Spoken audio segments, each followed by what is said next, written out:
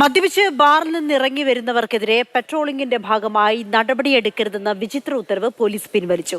Malappuram SP, SHO mark നൽകിയ ഉത്തരവാണ് പിൻവലിച്ചത്. ഉത്തരവ് തയ്യാറാക്കിയവർക്ക് പിഴവ് സംഭവിച്ചെന്നാണ് വിശദീകരണം.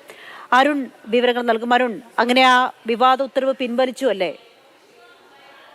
അതെ അഞ്ജിത, മണിക്കൂറുകൾക്കുള്ളിൽ തന്നെ ആ ഉത്തരവ് പിൻവലിച്ചു എന്നുള്ളതാണ്. വിചിത്ര ഉത്തരവ് തന്നെയാണ്. നമ്മൾ സൂചിപ്പിച്ചതുപോലെ തന്നെ ഇന്ന് തന്നെയാണ് ഈ ഉത്തരവ് പുറത്തിറക്കുന്നത്. ഉത്തരവിൽ പറയുന്നത് ഇങ്ങനെയായിരുന്നു.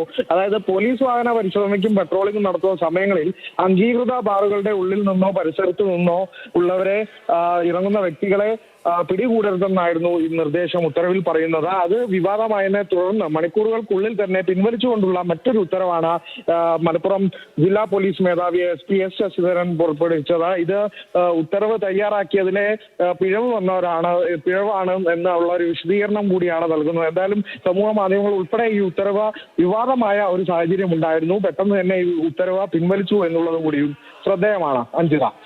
ശരി.